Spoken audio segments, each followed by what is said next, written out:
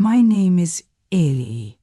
I'm 34 years old, and if you had to label me within my family, you'd probably call me the responsible one, not the favorite, not the rebel, not the golden child, just the one who showed up when he said he would, paid his bills on time, and remembered birthdays without needing reminders. I work in finance, live by myself, and don't tend to make much noise about my life. My family, on the other hand, is loud, close-knit in a way that feels more like performance than connection. They are very good at pretending everything is fine, even when real issues are quietly swept under the rug. You've always existed somewhere on the edge of that dynamic, involved but never fully embraced. The kind of person who gets invited to weddings, but somehow never ends up in the photos. Growing up, my younger brother Mason was the star. He was charming, impulsive, and constantly landing himself in trouble. Somehow, though, things always worked out for him. He had this effortless confidence that my parents adored. Even when he dropped out of college, burned through multiple jobs, and moved back home at 28, they defended him fiercely, as if he were some misunderstood genius. Meanwhile, I paid my own way through school, stayed in the same job for over 10 years, and even helped cover part of my parents' mortgage when my dad's hours were cut. None of it ever seemed to count for much. Not enough to earn me a real place at the table anyway. For a long time, I told myself it didn't bother me, or at least that's what I wanted to believe. I kept my head down, sent money when it was needed, replied to messages, showed up for holidays, and smiled through the small remarks that were always disguised as jokes. Hey, you're so serious. Relax. We figured you busy. Work always comes first for you, right? I learned to absorb it all without reacting. Part of me believed that if I just kept showing up, eventually I'd be seen as family, not just the one quietly supporting everything from the background. That belief finally collapsed last fall. It began with a dinner. Mason had just gotten engaged to a woman named Brooke, who my mother immediately labeled an absolute angel. My parents decided to host a large engagement dinner at an upscale rooftop restaurant downtown, the kind of place they normally wouldn't splurge on, which in hindsight should have raised some alarms. A few weeks before the event, my mom called me. "Ellie, sweetheart," she said in that overly sweet tone she uses when she's about to ask for a favor. "We'd love for you to come to Mason and Brooke's engagement dinner. It's going to be such a special evening." "Of course," I said without hesitation. "Just send me the details." There was a brief pause. "And if it's not too much trouble," she added, lowering her voice, "we were hoping you could help with the reservation, just to secure it." "We'll pay you back." I should have known that "we'll pay you back" really meant I'd never see that money again. But like always, I agreed. He contacted the restaurant, reserved a private rooftop space for 20 people, and put my credit card down for the deposit. He told myself it was fine. It was Mason's moment, and maybe, just maybe, this time I'd feel like I truly belonged. On the night of the dinner, I arrived right on time, 7 o'clock sharp. He wore a dark navy suit, a freshly pressed shirt, and a new pair of cufflinks I'd been saving. He brought a high-end bottle of champagne for the couple, and even printed a custom card with their initials. When I reached the rooftop, the hostess nodded politely and motioned toward the private section. I took a deep breath and walked in. The space was stunning. String lights hung overhead, floral centerpieces decorated each table, and a soft jazz band played in the corner. Everyone was already there.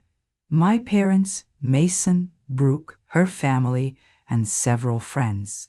Drinks were in hand. Laughter filled the air. Glasses clinked. He smiled and approached, expecting at least some acknowledgement. Instead, Mason turned toward me with that familiar smug grin.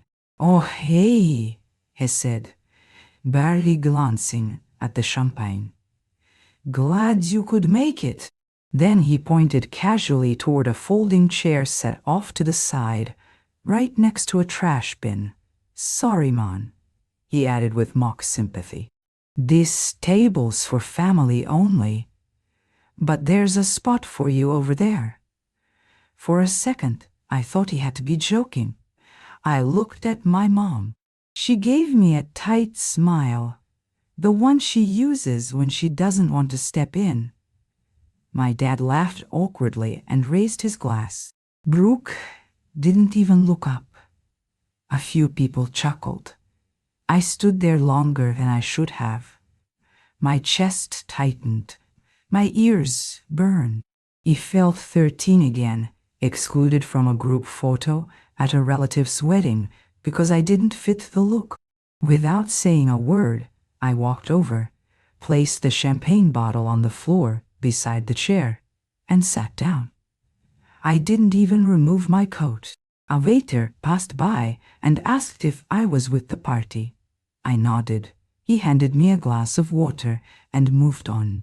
He sat there for nearly 2 hours, while the rest of them laughed, toasted, and opened gifts. He listened as my brother gave a long speech about how grateful he was to be surrounded by his closest people. He watched my mom tear up when Brooke praised her as the best future mother-in-law anyone could hope for. No one asked if I wanted to order anything. Eventually, dessert arrived, an elaborate cake layered with edible gold.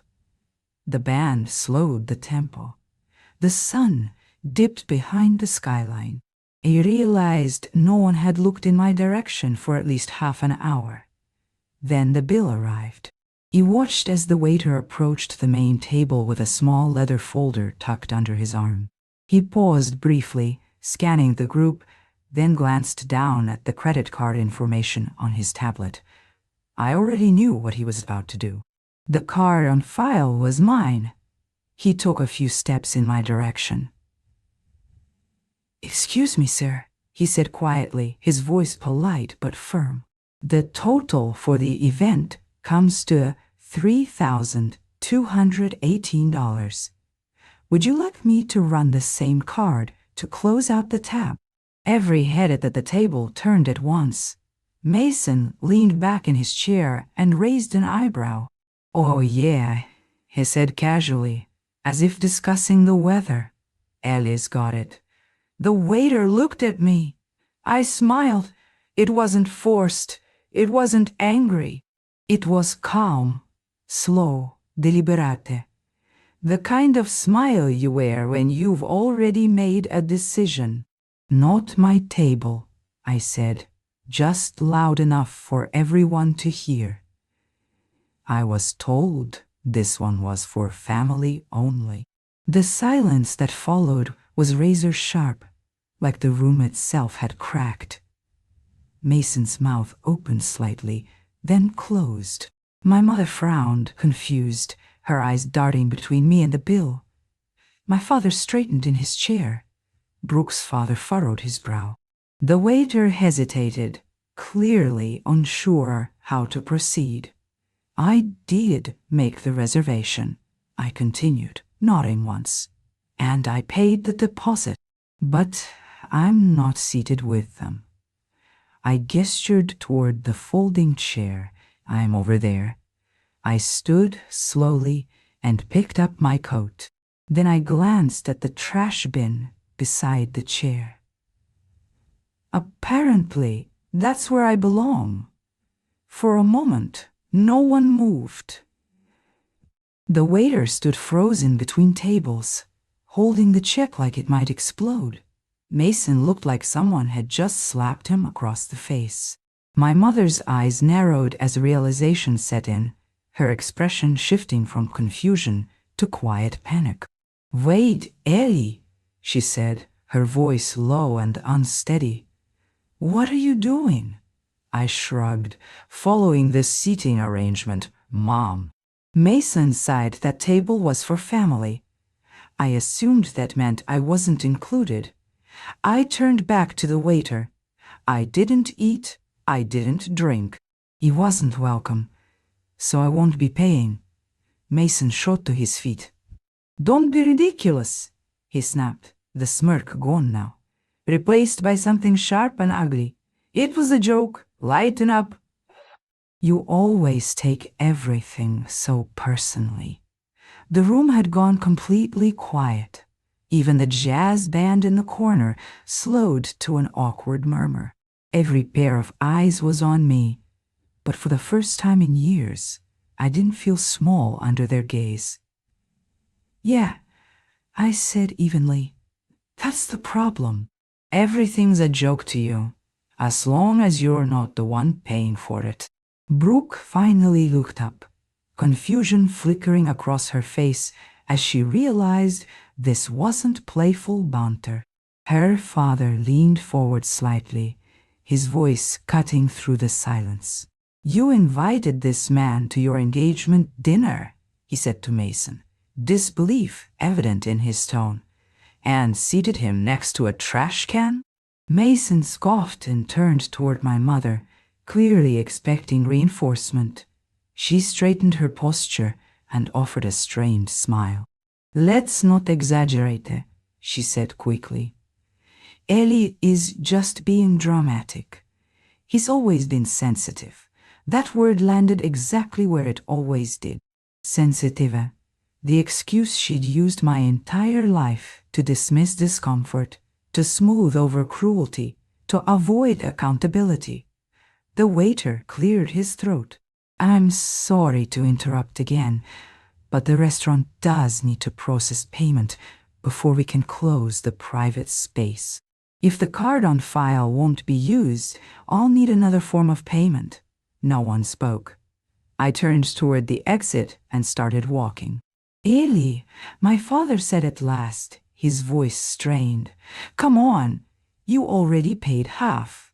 You might as well just finish it." I stopped.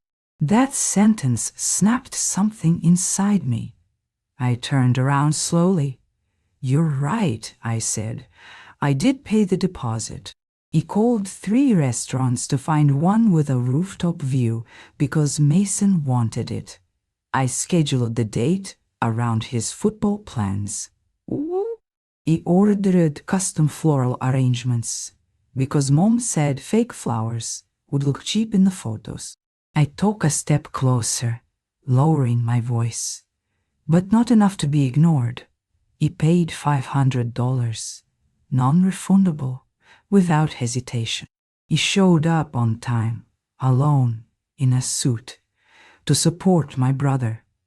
I looked directly at Mason, and what did I get? A folding chair next to a garbage bin and a reminder that I'm not family. I straightened. "So now you get to handle it. You and your real family." Mason's face flushed deep red. He stood, trying to look imposing, but it only made him look smaller. "You're making a scene?" he hissed. "No," I said calmly. "I'm drawing a line." And then I walked away. I didn't wait for the elevator. He took the stairs, one step at a time, my pulse pounding so loudly it felt like it was echoing off the concrete walls. By the time I reached the street, the night air hit me hard, cool, sharp, grounding. He loosened my tie and kept walking without any real destination in mind. I just knew I wasn't going back up there. I thought that would be the end of it. A dramatic exit, some awkward apologies later, maybe an attempt to smooth things over, and pretend it hadn't been as bad as it was. That's how things usually went in my family. Someone got hurt, someone minimized it, and life continued as if nothing had happened. You underestimated how deep that moment cut. When I got home, I was still in my suit. The unopened bottle of champagne sat on my kitchen counter, like a reminder of a role I'd finally refused to play. I hadn't even taken my shoes off when my phone lit up. First, a text from Mason. Dude, seriously? You couldn't have just paid the check and talked to me after? Then another notification. My mother. You embarrassed us in front of Brooke's entire family. Was that really necessary? Revenge, apparently. A few minutes later, my phone rang again. An unfamiliar number. I hesitated, then answered. A woman's voice said softly. This is Brooke. I straightened. Okay. You know we don't really talk, she continued, sounding hesitant. But I wanted to ask you something. Sure, I said carefully. Did you really pay for everything? She asked. The deposit, the flowers, all of it. I paused. Yes. There was silence on the other end. They told my dad you offered, she said quietly. They said it was your idea. That stopped me cold. I never offered, I replied. They asked. He agreed. I didn't expect anything in return, and I definitely didn't do it to make a point. She exhaled slowly. My dad is furious. He thought you volunteered out of generosity. He wouldn't have agreed to that restaurant if he'd known the cost was being pushed onto someone who was treated like an afterthought. I didn't respond. He says Mason and your parents made him look foolish, she added. Another pause. I'm not calling to start drama, she said quickly. He just thought you deserved to know. I thanked her, and the call ended. But that was only the beginning. Over the next few days, everything escalated faster than I expected, and not in the way my family seemed to anticipate. The family group chat, the one usually reserved for birthday reminders, holiday plans, and low-effort small talk, suddenly came back to life. Mom, Ellie, we need to talk. Please call me. Mason, you really messed things up. Brooke's family is pissed. You owe us a fix. Dad, this is getting out of hand. Just apologize so we can move on. I didn't respond. It wasn't about the chair. It wasn't even about the money. It was about years of being treated like the emergency contact, the backup plan, the quiet provider. And now that I'd finally said no, they didn't know what to do with me. What complicated things further was Brooke's father, through a mutual friend of Mason's, Trent. One of the few people who had always been decent to me. I learned that Mr. Whitaker did not take humiliation lightly. Had paid for Brooke's private education, helped her launch her marketing firm, and gone out of his way to ensure the engagement period was handled with class. Finding out that the groom's family had misrepresented who paid for the venue, sidelined a key contributor, and expected him to quietly foot part of the bill didn't sit well with him. According to Trent, Mr. Whitaker said something at brunch the next day that stuck. If this is how they treat their own blood, he'd said, what happens when you marry into it? The fallout hit Mason hard.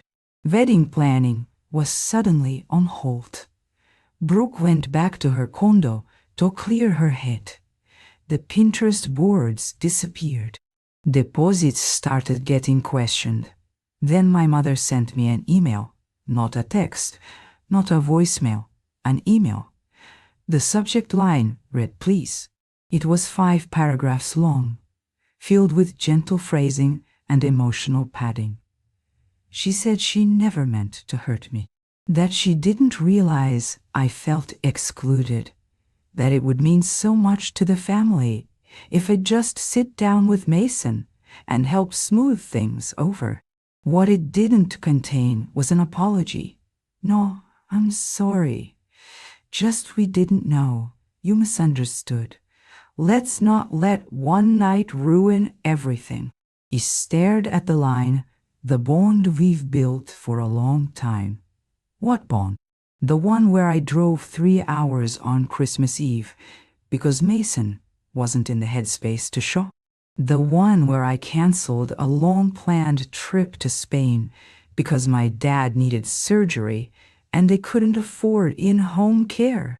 Or the one where I co-signed a loan for a second car Mason borrowed and never returned." I left the email unanswered. 2 days passed without another message from my parents. Then my phone rang. It was my Aunt Karen, my mother's sister. That alone caught my attention. Karen wasn't the type to call casually. She ran her own interior design firm, spoke her mind without softening the edges, and always carried herself with the confidence of someone who didn't need anyone's approval. We weren't especially close, but she was observant and sharp.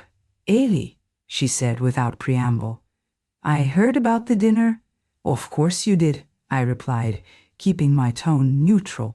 "I'm not calling to lecture you," she said quickly. "Actually, I wanted to say something else. I waited." "Good," she continued. "Good," she continued. "It was about time someone finally shook the tree. That stopped me." She exhaled. "You know how your parents operate. They smooth things over. They avoid conflict. They pretend everything's fine because admitting otherwise would mean admitting they let things go too far." "And Mason?" She scoffed lightly. "He's been allowed to treat you like a background character for years." "I appreciate you saying that," I said quietly. "But why now?" "Because now the Whitakers are involved," she replied dryly. "And your mother is panicking." I raised an eyebrow. "Let me guess. She asked you to talk sense into me." "She did," Karen said. "Yesterday? And?" "It told her you didn't need sense," she said. "You needed space. And frankly, it's time they learn how to function without using you as structural support." That was the first time someone in my family said out loud what I'd been living with for years. Not a provider, not a fixer, just a person. Later that night, another message came through. This one was from Mason. "Bro, Brooke's dad just canceled the wedding venue deposit. He said we're not aligned in values. Fix this." I stared at the screen. Then another message. "Can you help me?" Not "I'm sorry," not "I was wrong." "Just fix it." That's when it finally clicked. He still didn't understand. He still saw me as a lever he could pull when things got heavy, a wallet with a heartbeat. So I decided to fix something, just not what he meant.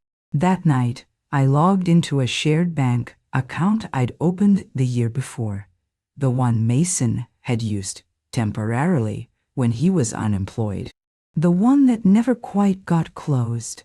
His gym membership was still linked, so was his streaming service.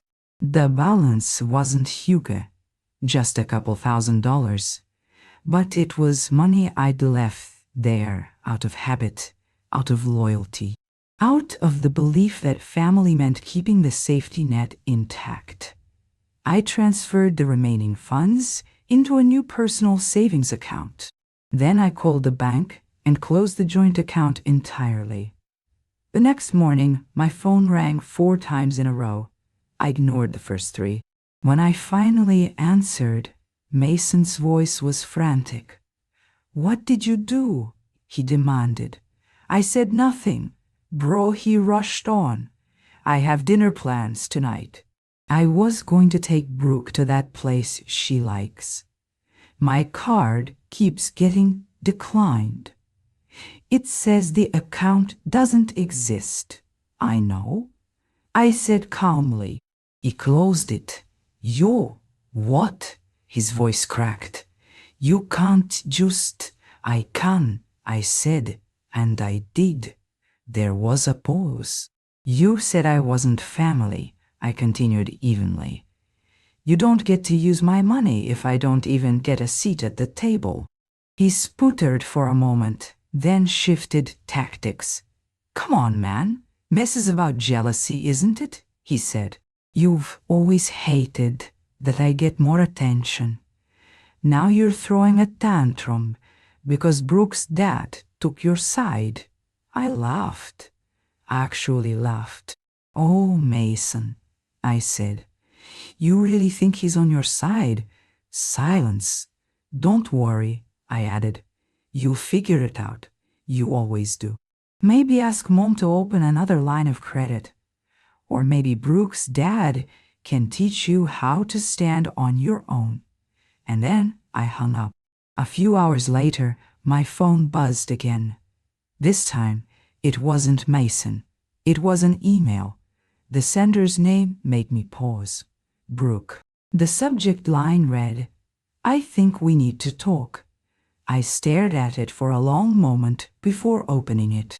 The phrasing alone felt heavy, like the beginning of something irreversible.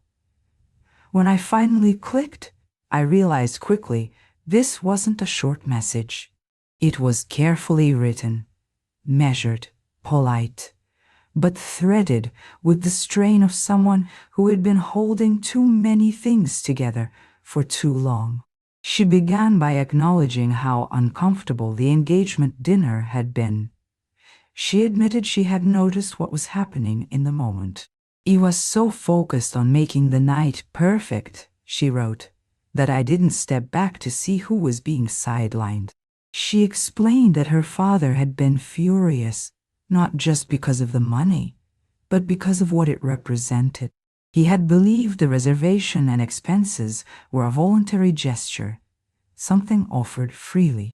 Finding out that the cost had been quietly shifted onto someone who was then publicly dismissed changed everything. If they can humiliate someone who financially and emotionally supported the entire evening, she wrote, then I need to think very carefully about what kind of family I'm marrying into. She didn't sugarcoat the rest. At first, Mason had minimized it. He called it a misunderstanding, said it insisted on paying, claimed I preferred sitting alone because I was introverted, told her he left early because of a work emergency. But then her father requested a detailed invoice directly from the restaurant manager. The numbers didn't line up with Mason's story. So I called the restaurant myself, she wrote. I spoke to the waiter. That was where everything unraveled. Then came the sentence that made me stop breathing. I ended the engagement last night.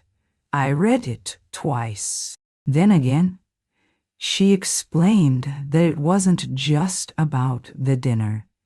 It was the pattern that became impossible to ignore once she started looking for it. The entitlement, the deflection, the way Mason spoke about me when he thought it didn't matter, the way any concern she raised was dismissed as overreacting. Heck kept saying you were being dramatic, she wrote. But honestly, you were the only one who acted with dignity. She made it clear she wasn't reaching out to create sides or deepen the conflict. She just wanted me to know that she finally saw what had been happening, and that she was sorry she hadn't seen it sooner. He sat there for a long time after reading that email. Not because I doubted it, but because I wasn't used to being believed. The weeks that followed were strangely quiet. The family group chat went completely silent. Mason tried calling a couple more times, but when I didn't answer, he stopped. Through mutual acquaintances, I heard he'd moved back in with my parents. Brooke returned the ring. Her father formally canceled the wedding venue and notified vendors. A few of Mason's friends disappeared once they realized the connections they'd been benefiting from were gone. I assumed that would be the end of it. Then, one Sunday morning, there was a knock on my door. It was my mother. She stood on the porch holding a container of lasagna like a peace offering. Her eyes were tired, makeup thin, posture smaller than I remembered. I didn't say anything, just opened the door and waited. "He brought you dinner," she said softly. "I didn't take it. I just want to talk," she added. "No excuses." That alone surprised me. I let her in. She sat at my kitchen table the way she used to when I was a kid, hands folded, fingers restless. But this time, there were no deflections, no minimizing, no, "I didn't mean it." "I owe you an apology," she said. I crossed my arms. "Just one." She nodded. "Fair." She took a breath. "You didn't see it, not because it wasn't there, but because I didn't want to. Mason takes up space. He always has, and you never demanded anything. You just handled things. We started treating you like something we could rely on instead of someone we needed to protect." "Like a safety net," I said. She nodded slowly. "And people only notice safety nets when they're falling." Her voice shook. "We were wrong. We let Mason get away with too much, and we let him treat you like you mattered less." For the first time, she didn't defend him. I stayed quiet. "You know, this doesn't fix years of imbalance," she said. "But I needed you to know that I see it now. And I'm sorry." I nodded. "Thank you." We didn't talk much after that. She left the lasagna. She didn't ask me to forgive Mason. She didn't ask me to fix anything. She just said, "Take care of yourself," and left. Things didn't magically heal after that, but they didn't keep breaking either. After that day, nothing magically repaired itself, but nothing continued to unravel either. My parents stopped using the group chat and began reaching out individually. Short messages, neutral ones, respectful, no pressure. No guilt wrapped in polite language. My mother invited me to Thanksgiving a few months later, adding a simple line at the end. "Only if you feel up to it. I haven't decided yet." Mason, from what I've heard, is working part-time at a startup he openly dislikes, living rent-free again, avoiding mirrors, probably. He hasn't contacted me since, and strangely, I'm at peace with that. Some distances aren't punishments, they're corrections. As for me, life didn't explode into something dramatic or cinematic. It settled. I finally took the trip to Spain I'd postponed years earlier. I bought myself a pair of noise-canceling headphones without justifying the purchase to anyone. I started reading books about boundaries, family systems, quiet resilience. I began seeing a therapist, not because I was broken, but because I realized healing doesn't come from waiting for someone else to validate your pain. It comes from acknowledging it yourself. I learned that being dependable shouldn't mean being disposable. That generosity without boundaries is just slow self-erasure. And that silence, when chosen, can be an act of strength, not surrender. I didn't pay the bill that night, But I finally collected on years of unspoken debt. For the first time in my life, I'm not sitting beside the trash can, hoping someone will notice me. I'm sitting at my own table, and this time, every seat is earned.